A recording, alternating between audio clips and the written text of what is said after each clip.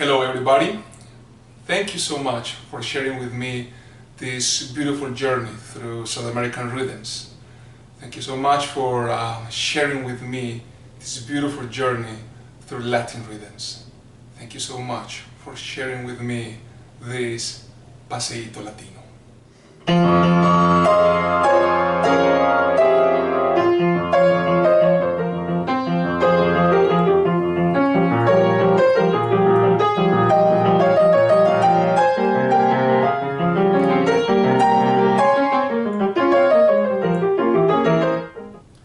Commissioned by Campbell Learning Center, Paseito Latino is a collection of 8 pieces written for piano.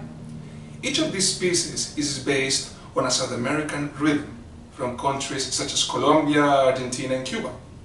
I also combined these musical works with techniques of contemporary composition. I encourage you to enlarge your music horizons, to merge your soul, your mind with these beautiful South American colors that make the universe of music so unique.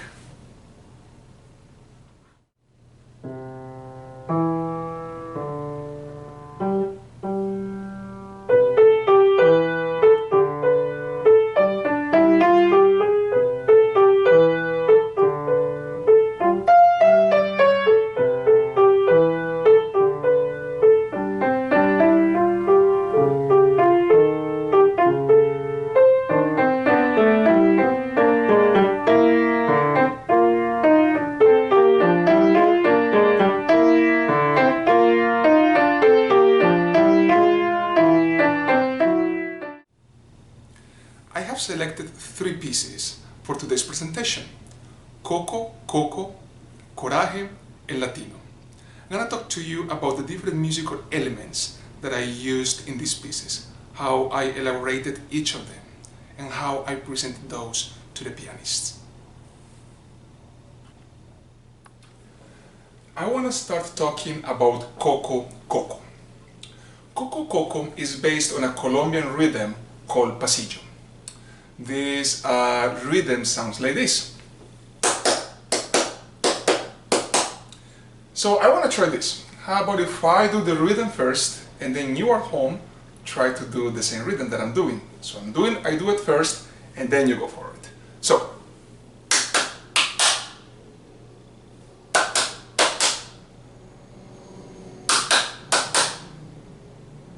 So I hope you did this with me, you over there at your homes. So I used this material to compose the melodic line of this piece. So, as I said before, Coco Coco, so the Colombian rhythm, the pasillo, sounds like this. And in this piece, the melody sounds this way. So,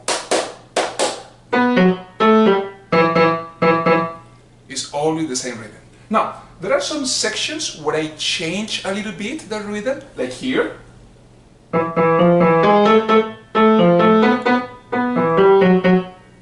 But then right after that, I go back to the normal pasillo rhythm.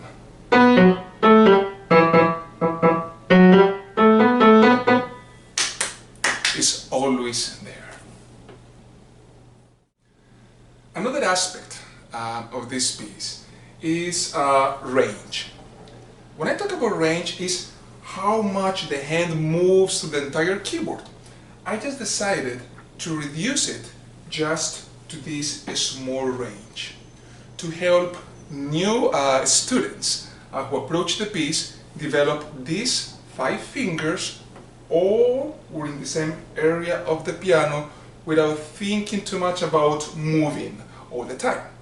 So for instance, I'm going to play the beginning once more.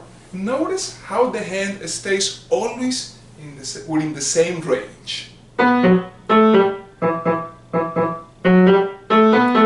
You see? And the other advantage of this is that the student is motivated, encouraged to use more often your finger 5 and 4, which happen to be sometimes the most challenging fingers in order to play the piano. 5, 4, and here here. So they have to play 5, 5, 4, 5, 3, which is gonna somehow motivate them, encourage them to work really hard on these two fingers. So in the introduction of this presentation, I mentioned that I used some contemporary techniques of composition. And one of the ones that I used was knocking. Knocking on any surface of the piano has been one of the most, famous techniques used by composers, by contemporary composers. And I decided to implement that technique here in this piece.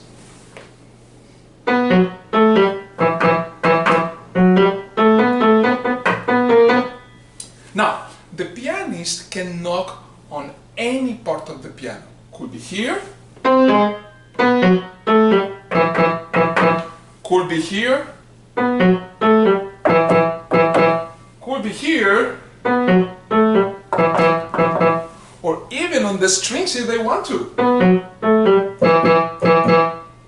The idea is to experiment with all the different colors you can get for the instrument.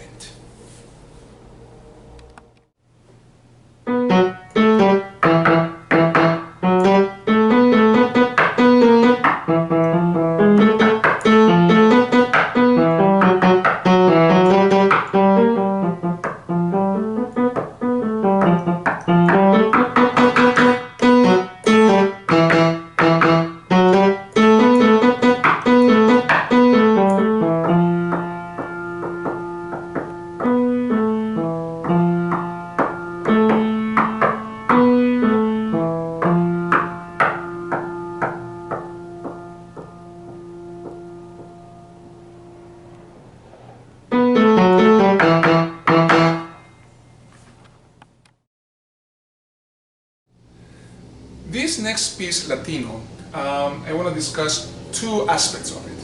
One is the harmony, and the second one is technique. So, what is harmony? Imagine you are painting a beautiful landscape.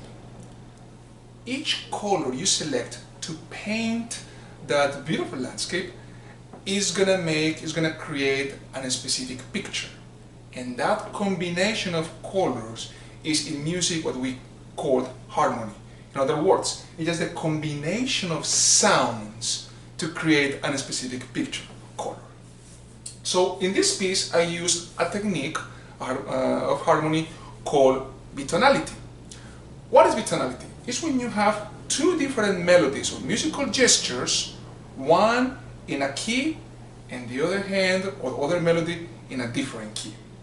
In other words, imagine your right hand painting again this beautiful landscape with trees, beautiful grass, a river, and the left hand is painting a different landscape, maybe the sea, with a beautiful sky. So they are both coloring different landscapes, and then you decide to put them together. So in music, how do I do it?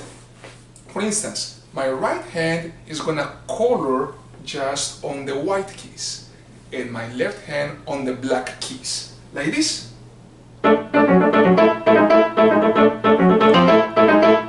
So notice how my right hand is always on the white keys and my left hand always on black keys.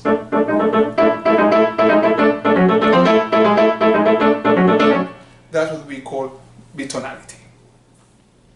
Another aspect that I also treat, as I mentioned before, in this piece is for technique, hand crossing or hand overlapping. What is that? It's when one hand, regardless right or left, is on top of the other one, and it looks like this.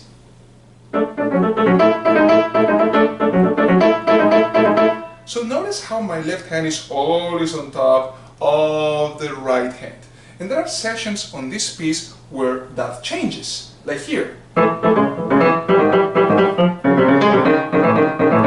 You see? And then after that they change again. I find this a very interesting exercise to prepare pianists to get used to this type of positions on the piano, because not all the time we play like this. There are pieces written by different composers where the musician has to somehow find ways to accommodate the hands. So this is just an introduction to somehow approach those musical works.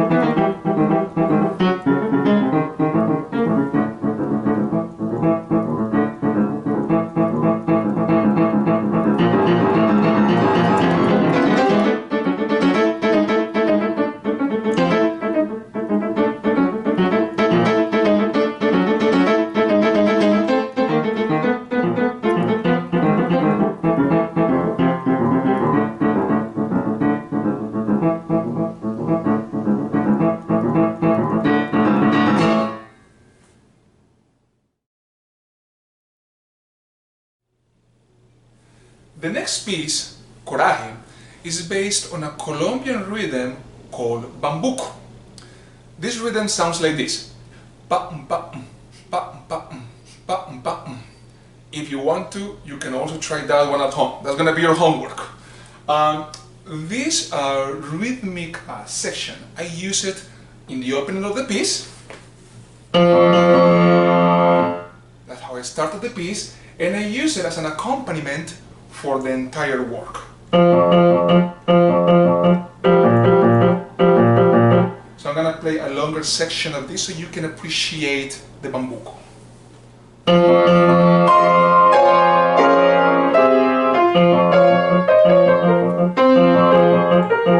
So you can hear how the opening and then the accompaniment are just painting with this rhythm, bambuco. The next aspect I want to mention is harmony. As I mentioned previously, so harmony is how we combine different sounds of the piano or any other instrument to create a more special color. In this piece, I'm just starting to use something that we call in music dissonances. What is that? It's the combination of sounds that somehow can be a little bit strong for the listener, like something like this. They can be really harsh sounds, but if we combine those in a very special way, they can sound like this.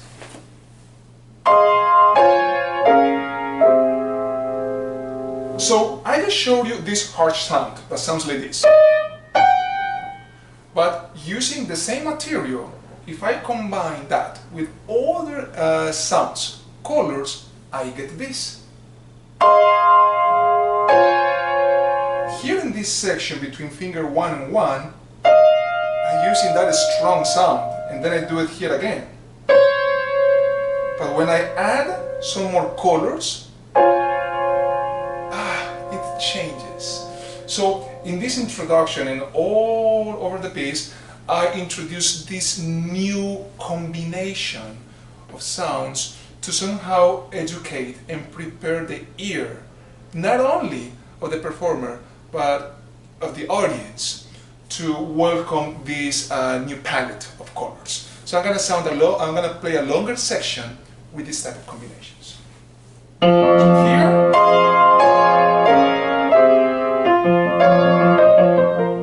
and then in the end,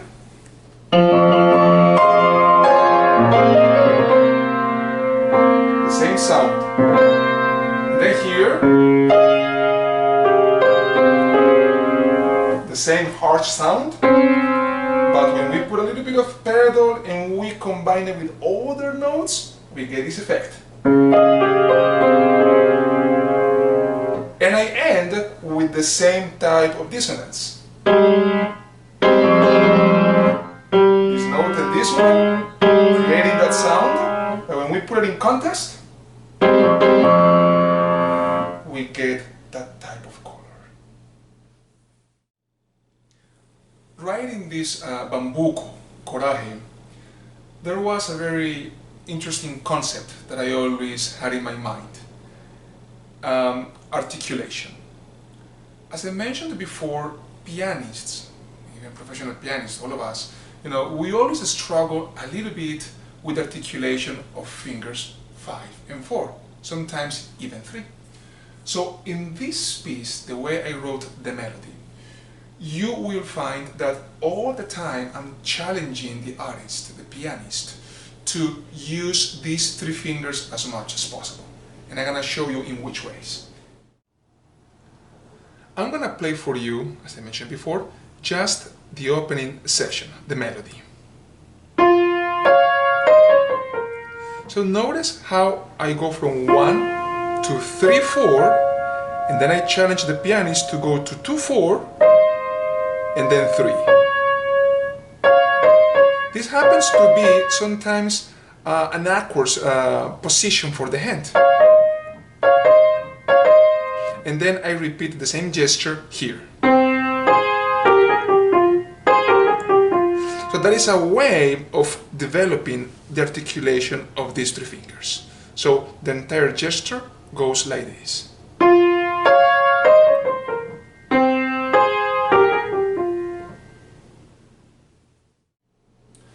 For this presentation, we have a guest artist, fantastic pianist. Her name is Nadia Weaver. I'm fortunate enough to have her as one of my students. She was the one, in fact, who did the premiere of Bambuco, of Coraje, this Bambuco. So I just wanted her to be the one performing the piece for you today in this presentation. I hope you enjoy it.